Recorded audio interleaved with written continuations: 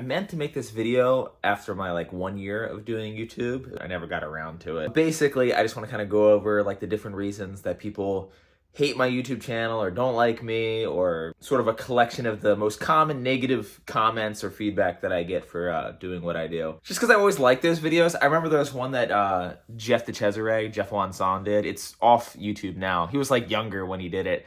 And people are like leaving these like really barbaric, hateful comments. And he's like responding to them like, not with the same energy, but you can tell he's just kind of like, oh, like, fuck you. And some of the stuff that he said was just so hilarious. I think the responding to the hate comments is always a good time. And I guess I'll start off with one that I've been getting a lot lately. And it's one that I'm actually trying to work on, starting like 2 videos ago. Maybe only one that's been out since before this video, because I've filmed a couple of videos ahead. But basically, I'll see comments, and these are like some of the less hateful comments. Don't worry, we'll get to more of the more passionate ones. But sometimes it's people like, yeah, sometimes Dan's video is okay, but I cannot stand to see his face. He's always holding the camera too close to his face, and his beard is always unkept, and he always looks like shit. And when I'm out filming my videos, you gotta remember, all of my YouTube videos are very much shooting from the hip. So I don't plan any of the videos. I'm not like, okay, here's the premise, here's what I wanna do, here's the focus. Like, I don't do the Braille style, we're gonna focus around this like skateboard made out of whatever, or I'm gonna cover this subject to talk about. It's literally, I go out and skate with my friends and I film it,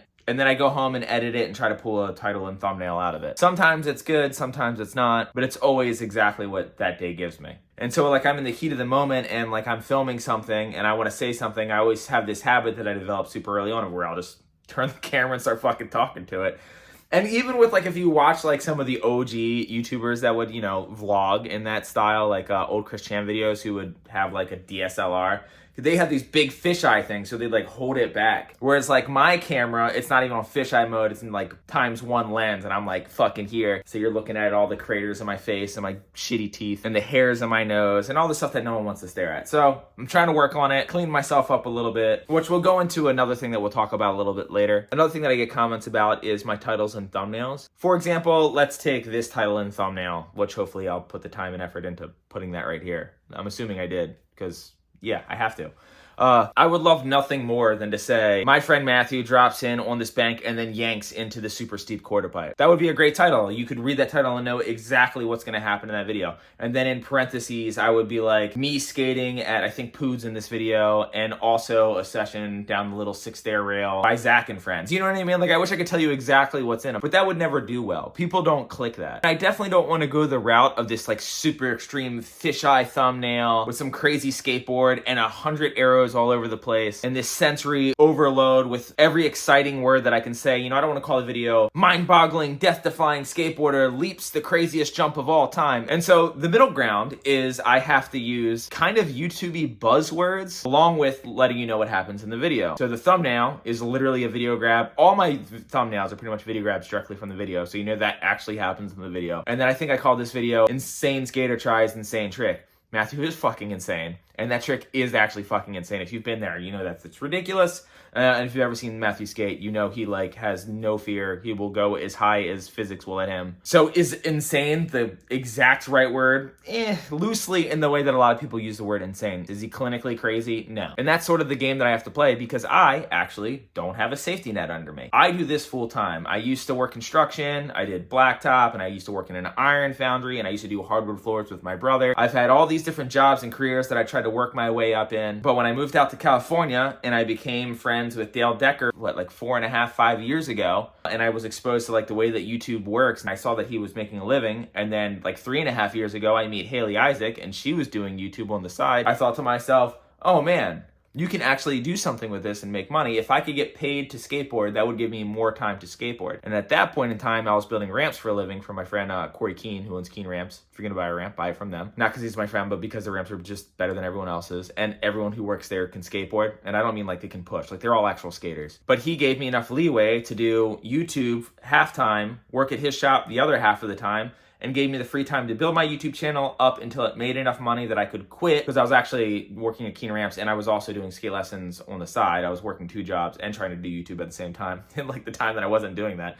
which was really, really difficult 3 months, but we're past it now. But he let me build it up until YouTube was paying me enough for me to live off of. And if my channel gets big enough that I can, you know, pay my bills, keep food on my table, pay the things I need to pay for, pay the people that I need to pay, and help out the other people that I need to help out. And I also have the extra money to take on some of the extra responsibilities that I have enough extra money that I can do things now outside of live paycheck to paycheck, which is new to me. When I get to the level where I don't have to worry about any of that, then I will gladly call a video parking lot, like Chris Chan just did, because his channel's taking care of him. He's in a good spot. He can sell in, sell out. He can kind of do whatever he wants. But right now, I have to play the YouTube game because as corny as it sounds, this is my job. I know the day is going to come where this channel is not going to do well anymore, and I would really like to have at least a chunk of change set aside to soften the blow for when I have to go back into the workforce. I wish I had the option that if shit hit the fan, I could just move back home and like take a couple months to get situated, but it's just not in the cards. So I'm going to play the numbers game to some extent. I am sorry the algorithm is flooding your feed with my thumbnails because you looked at the word skateboarder once, and for whatever reason YouTube's been pushing my channel pretty hard lately. Speaking of titles and thumbnails, like I said before, like my videos are my day-to-day, so my videos come out pretty linearly, like in the order in which they were filmed for the most part, with special exceptions of course. So like I'll get comments that will be like, oh, he posted like 5 Andy Anderson videos, he's just like trying to like milk that teat, and I'm like, no, I just skated with Andy Anderson for 3 days in a row and we filmed 5 videos, and I'm not taking them out of order just to spread out Andy Anderson videos. I'm just gonna put them in the order that I filmed them. And usually when you film with Andy, you get more than one video out of it. And since Andy and me are friends, when he hits me up to go skate, he also wants to hit me up to film some stuff. So I'm gonna make a YouTube video out of it. He gets filmed, he gets his footage, he gets his exposure, I get a YouTube video. People know how incredible he is at skateboarding via being in people's YouTube videos. I make YouTube videos. He's making a very good living off of being a professional skateboarder. And I get paid for views. Win-win. I most certainly do not hit up Andy and be like, hey man, can you like pose a Nada spin or something? It's literally, he hits me up and then we skate. I don't schedule anyone. It literally is like whoever wants to skate that day, that's who I skate today. I can't even think of the last time that I like called someone to plan a video specifically around them. Sent out a mass text to a couple people. Whoever comes through, comes through. That's the video. Another negative comment that I get a bunch is people like kind of like the older fans who used to watch some of my earlier videos. People say things like, it's a lot softer than it used to be or whatever. And honestly, it's true. I do pull my punches a lot more now. And it has a lot to do with the fact that since I am not a critic, I am just a skateboarder with an opinion. And there's certain skaters that I like and there's certain skaters that I don't like. I can tell you that my favorite skaters are Dennis Busnitz and Justin Strubing. And I grew up on Cash Money Vagrant and the Blueprint Lost and Found video. And through those little details, you can probably get a pretty good idea of my opinions on skateboarding right now. The skaters that I like and the skaters that I don't like. And I definitely used to throw shade just because it was like funny and it was jokes and my channel was small and it wasn't really having an effect. Once your channel gets kind of big enough, whether you want it to be or not, you kind of become like an influencer, and the things that I say will cause people to lean towards those opinions, even if it's said in jest. And I did say something like about a specific skater, like joking around, and people like went and like talked shit to that person. Like I'm not in control of the type of people that watch my video. So if some young kids watch my videos and they want to take what I have to say as their own, or I just don't want it to be used against anyone, because I would hate to affect someone else's career or their income, because for whatever reason, the next generation under us is really into being trolly, which I definitely get a fucking kick out of, but it can have some serious consequences, and I just don't want to fuel that fire. That's why they have things like Slap Message Board. People just can go shit talk all they want, and shit talkers can find fellow shit talkers, and they'll have a shit talking audience to watch them shit talk. Everyone wins. Everyone has a good time. So now, don't get me wrong, I still talk a lot of shit on my channel, but it's usually in such a like over the top satirical manner that, and I'm very like, I try to be pretty conscious of like being super exaggerated so it doesn't get blown out of proportion, or it's all my friends who are like right there with me, so it's just like, oh, clearly like I don't mean this because I'm just busting his balls, and then he will do the same to me. And so I do try to stay a little bit out of the skateboarding politics. I might make a reference to some current drama every now and again, but I try not to be like, I'm on this side or I'm on this side. It's just I'll mention it because I think pretty much all skateboarding drama is pretty funny to me. I'm pretty removed from it, but it is you know, it's a train wreck that's kind of nice to watch from time to time. Another comment that I get, which it's not like a real vicious hate thing or whatever, but I do get comments about how terrible my outfits are. Like they're like, Dan has no drip. Like I get that one. I've gotten Dan has no drip maybe 10 times in the past like month. Like people love talking about drip. Like, the generation that I grew up skateboarding in, there wasn't a whole lot of, unless you were over the top like Corey Duffel, there wasn't a lot of talk about skaters' outfits. Like we might mention Ethan Fowler's leather jacket, Corey Duffel's spandex pants, and Jason Dill's bell bottoms, and also those yellow socks that he wore with those capri things that he had on in the DVS video. What were those? But aside from that, it has to be like pretty over the top. And like now it's like a little bit more common to talk about. And I think for several reasons, people are just getting a little bit more fixated on things outside of like the skill of the skater. People are caring more about what they do off their board or how they dress and stuff like that. Which brings me to a really interesting conversation that I just had with Zach Doling. Zach Doling and me have a good bit in common. And since we kind of come from similar places, similar backgrounds, we kind of have like a good time talking about like where we are now versus like where we've been. He said to me the other day, you know what I haven't really ever done? I never really gone like shopping for clothes that I want to wear. Like I've always just sort of worn whatever was free or was like given to me by my sponsors, and never really like wore clothes that like I was stoked on. And when he said that, I had like just for the first time, I didn't go to a thrift store. It was Walmart, but like I went to a place to like buy nicer clothes. I just bought this at Kohl's. I certainly not drip, but it's like, it's very new to me to like go clothes shopping outside of just going to a thrift store and looking for things that are comfortable for me. I've only skated in things that are comfortable. I was wearing the maternity pants because they were comfortable. I just recently found a pair of Wrangler pants that are like really stretchy, and I like those. And I bought a bunch of pairs of those, so you're gonna be seeing a whole bunch of them. Haley also bought a bunch too. They're so good. Walmart, $20. Wranglers, hook it up. Send me more pants. And by all means, I'm not saying that I'm starting wearing nicer clothing, but I've definitely been known to wear some like very tattered, wholly stained up clothing that's always been secondhand. For the first time in my life, I can finally like justify to myself buying things. So like Dale's always joked around and said that he hates fashion, and I've never felt that way. I always thought when someone dresses nice, I always thought it looked kind of sick. I just didn't put the value on it over what else I could spend the money on. So like when I get $100, I think to myself, this is like a skate trip to somewhere and a meal and then like a cheap hotel. Like that's what $100 looks like to me. I've never had enough money to think I can go to that cheap hotel, I can go on this skate trip, and I can also like buy some clothes that like I'm kind of stoked on. Cause like when I see a pair of $20 pants, it was hard for me to be like, I could just go get this for $4 even though it's gonna look like shit, and then take the extra $16 and go get 3 sheets of Mob grip tape. Cause no one sends me Mob grip tape. Kelly Hart, what's going on? I think he's the team manager. I don't know if he is. If he is, DM him. This is me using my influence. This is me using me being an influencer to get something that I want. Tell Kelly Hart to send me Mom grip tape, please. So yeah, maybe a little bit cleaner of a dam. Because the other thing that I don't want to do is I don't want to promote slothfulness. Like, I am a very disorganized person. I've always been super disorganized. It's very obvious in my appearance. And anytime you've caught glimpses of my car or my room in the background, it's usually pretty messy. And it's been a serious issue of mine my entire life. And recently, I've been trying to work on it a little bit harder than before. I mean, when I say I'm like messy, I don't mean like your average messy. I mean like it's always been like very much to like the extreme side. Here's an example. In school, which I did horrible in, by the way, I would get homework assignments, and a lot of the times I would do them, but I couldn't find them when it came time to get to the class and to give it to the teacher. At the end of the year, they went through my backpack. I think it was Miss Nolette. That was actually her name. She went through my backpack and she found a ton of finished homework assignments that I just like never turned in because I'm just such a scatterbrain. I mean, probably just giving people ammo to make fun of me more on this hate video, but like I was legitimately in special education for the majority of my school life,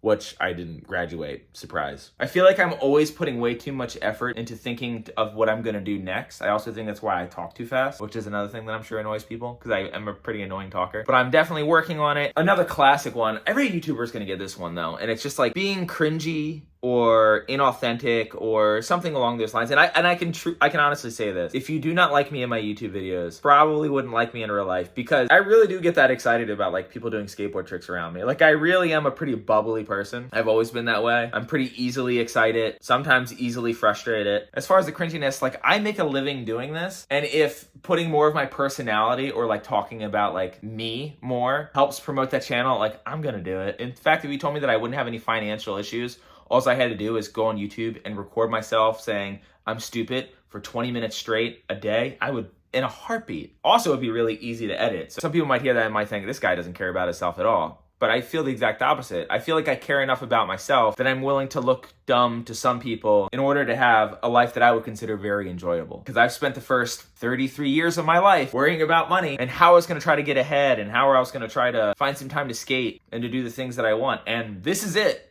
I found it. This is what it is. And yeah, it might be cringy. It's not the coolest thing in the world to be like, oh, what's up? Hey, like I'm skating with my friends. Watch us skate. And then that's all you do is you just see some regular ass dude skate with his friends. But for whatever reason, it's working. And I'm going to continue to do it until it stops working. So it might be cringe, but at least it's authentic cringe. Another one doesn't really get brought up that much anymore, 8 months ago. It was getting brought up a lot though. And that was my video that I did on Cariuma. And like I said, I usually shoot from the hip when it comes to doing these YouTube videos, but with talking videos, you can't do that. You can't fuck up the facts. And that video, I think I filmed at like 3 a.m. And at that point in time, all my talking videos were like me scrolling on my phone, just like watching skateboard clips like on Instagram or something like that. Just pretty candid conversation. Basically like a stream that I recorded it and threw on YouTube. I haven't done those in a while. But basically, very poorly was trying to make the point that in skateboarding, something being cool is more important than whether it is inherently good. Like if a product is actually good, that doesn't necessarily mean that the skateboarding community will welcome it. And the example that I gave was like the perfect recipe, because Cariuma was like the company that everyone was hating on at the time. And when I go to their website and they say that they're planting those trees, which I haven't seen the trees either, and they say that they don't use child labor and that they have fair wages, which is something that I'm not really seeing any other shoe company like claim at all. Like not a lot of people are trying to make those heavy claims. I remember thinking to myself like, oh, like cool, they're doing like a ethical conscious shoe company. That could be neat. Now, mind you, the marketing,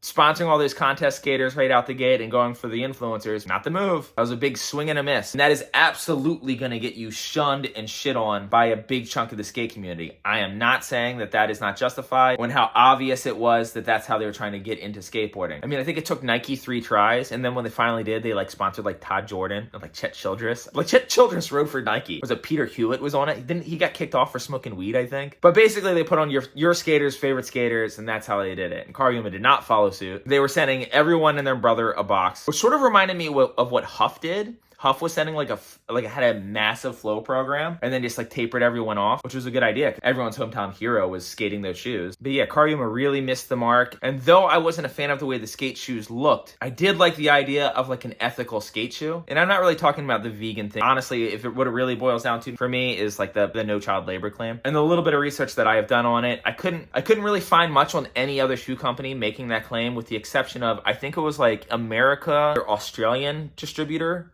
has like a little disclaimer about that. And I have talked to a partner for owning a shoe company who told me that their shoe company doesn't use child labor, and I'm still waiting to interview the owner of that company. That would be fucking really rad if it was true, and I would definitely start endorsing that shoe company. But you know, when you fold out these shoes and you see like made in Vietnam or China or whatever, and I know there's supposedly some ethical parts in China that don't use child labor, but it's kind of hard when you just read the word China. I would really like to think that there's this ethical shoe company, and it sucks that it got shot down so hard for a swing and a miss, and it's simply not being cool. But that is the game that you have to play in skateboarding. Skateboarding does seem to be one of the most particularly gatekeepery things I've ever been around, with the exception of work and construction, which if you've done that, you know that when you come in and you're green and everyone's like, oh, this idiot can't do anything, they're going to give you shit for being the worst employee there, no matter how hard you work, until the next new guy comes in, and then all of a sudden it's like your grandfather and like, oh no, you weren't that bad, you were way better than this fucking doofus. Then another new guy comes in and then he joins you too, and they're like, oh, this new doofus. It's just so stupid. I'm not saying that's the case with companies in the skateboarding world. It just sort of reminds me of the same like energy. But yeah, I fucked up a lot of facts in there. Fucking Joa made a video about it, and I think that was like his first video to hit 100K. Like the video blew the fuck up, and the first like sheet of comments before he made his video were like, yeah, like I see what you're saying, like blah blah blah, but like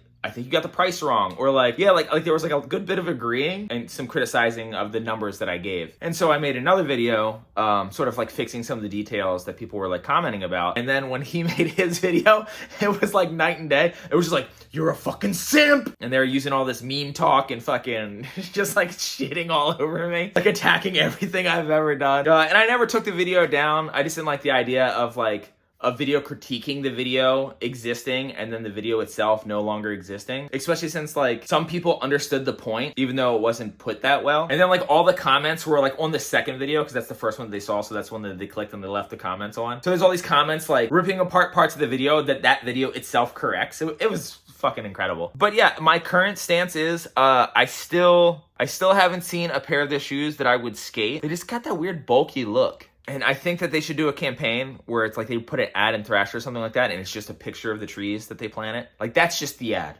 Don't even, just like Cariuma, like in the tiniest letters in the corner, and just the fucking trees. Like, here they are. Maybe it would help them to have a little humor on the hatred that they get. Who fucking knows? I do know this, and this is really funny. Like, I've never been actually affiliated with that company whatsoever, aside from like my roommate did a video for him a while ago, Dale Decker. That video came out, and then like like months later, it was my birthday. And on Instagram, we don't follow each other. I've never commented on any of their shit. I got a DM from Cariuma saying, happy birthday. I guess because I made that video. So it's like, I I forget how much they paid Dale to do his review of it or whatever. I got a fucking 18-minute Danza Simp video and a fucking happy birthday. So who's the real winner? And the last one that I'm going to talk about, which is one that I have been tweaking as much as I possibly can, because it seems to be like there is no happy medium. I've looked very hard, and actually it's kind of leaning in the direction that a lot of people who leave me hate comments aren't going to like. The amount that I talk in my videos. So talking over clips, I try to cut down on a good bit. Like if it's something very silly and warm-uppy, or something that is like actually like calling for like a joke, like if someone does a fucking willy grind or something like that, I'll talk over that. But when someone's like actually like getting down, I'll try to keep my mouth shut as much as possible. I might laugh now and again, but then the talking in between, when I go on my analytics, which literally dictates the vast majority of the layout of my video, the videos that have like decent amount of talking way outperform videos that are like completely skateboarding, or the majority of it is skateboarding. And I have run this test many times, and I've run this test with like really good skateboarding, people going all out and doing some like real shit, versus like a video where there's not like a ton of really good skateboarding, but I'm just like kind of shooting the shit with my friends and just goofing around. And the viewer retention, which is the percentage of the video that the average viewer will watch, is almost always higher. So what is dictating my videos having the amount of talking in them as they do is not me wanting to hear my own fucking voice. The videos perform better when I say my stupid little jokes and I make my dumb little niche references of skateboarding in the early 2000s to now. I think a part of it is like sometimes when it like rains or something like that, or someone lives in the middle of nowhere and they don't have a lot of people to skate with, some of the banter might make them feel like they're like kind of on the session, which is definitely like a feeling that I would love my videos to give off more of. But at the end of the day, I'm gonna annoy people. I talk fast. I definitely have some really annoying habits.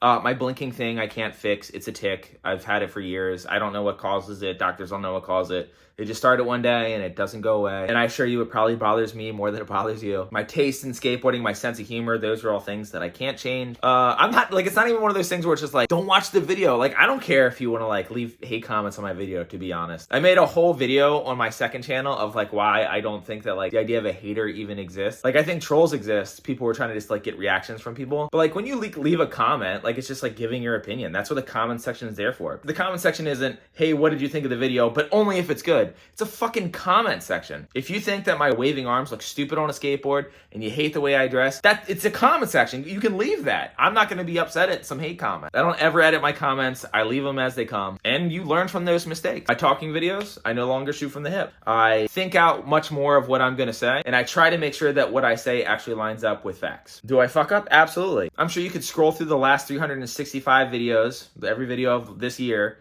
and find all sorts of contradictions in some of the things that I'm saying. But this is the direction that I'm trying to work towards, and this is a little explanation of why my channel is the way that it is. When I came into this, I saw that the way that YouTube was looking. I was watching John Hill's channel and Chris Chan's channel and Braille and Revive, and I thought to myself, I would really like to make a channel that is just skateboarding with as little gimmicks as possible, and that's what I did. And yes, I had to conform to some point to make it sustainable for me to quit my job, but I will gladly take the hatred of a million people if it means that I get to continue to afford this apartment, to eat the food that I want to eat, to treat myself when I want to treat myself, to take care of people that I care about, and I get to skateboard every day. And if I want to go on a skateboard trip, I can actually like plan that, and I don't have to like call a boss and try to figure out my way around it. And if I'm being completely honest, a lot of the hatred that I get, if I looked at my own channel objectively, I don't know if I would want to watch another skateboarder who's pretty bubbly skate with his friends and make a bunch of silly jokes as they skate probably 65-70% skate parks, and then some street spots. But I am really glad that enough people do want to watch it. And so for that, I say thank you very much. This video was sort of made out of a moment of a whole lot of appreciation that I felt today. I just took Sai to the hospital. He broke his arm, which is sort of dark and somber. But when I took him to the hospital and I was driving back and I was going to go back to the skate park to film with the guys, I realized like I don't have to film with the guys right now. I can like go home and just like take it easy. And then on my way home, I got a hair up my ass. I was like, I'm going to go dork around at Westchester. And then some of my friends were there. I just sort of thought about how difficult it was before I started doing this to take off work and to spend the time doing the things that I want to do. And I really do appreciate the feedback, both positive and negative, to help me shape my channel to make videos that more people are going to want to watch. And this video is definitely a lot longer than I wanted it to be, but there you go. It was a fucking talking video.